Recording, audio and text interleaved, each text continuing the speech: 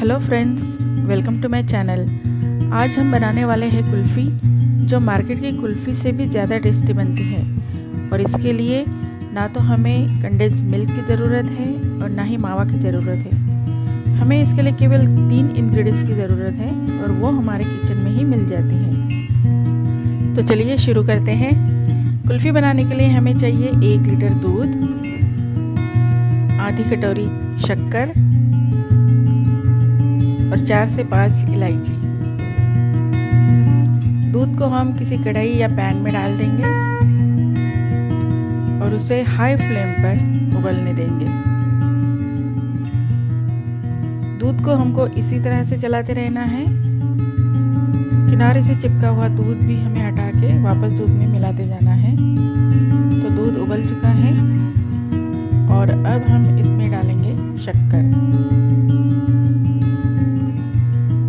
शक्कर डालने के बाद हम गैस को कम कर देंगे और इसी तरह से हम चलाते रहेंगे जब तक कि दूध आधा ना हो जाए। देखिए अभी दूध काफ़ी कम हो गया है और इसका टेक्सचर भी बदल गया है। हमें दूध काफ़ी गाढ़ा नज़र आ रहा है। अब हमें करीब 400 ml दूध रहे तब तक इसी तरह से चलाते रहना है।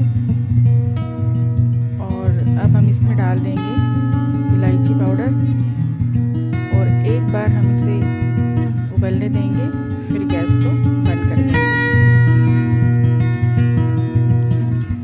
गैस को बंद करने के बाद इसे पूरी तरह से ठंडा होने देंगे।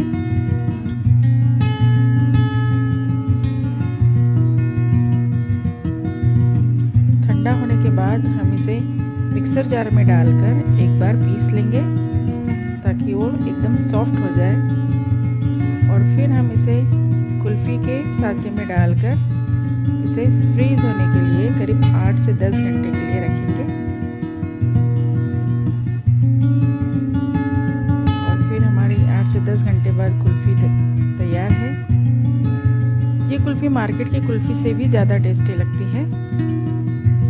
ये कुल्फ़ी आप घर पर बनाइए और मुझे कमेंट ज़रूर कीजिए और मेरे चैनल को सब्सक्राइब, लाइक और शेयर करना ना भूलें।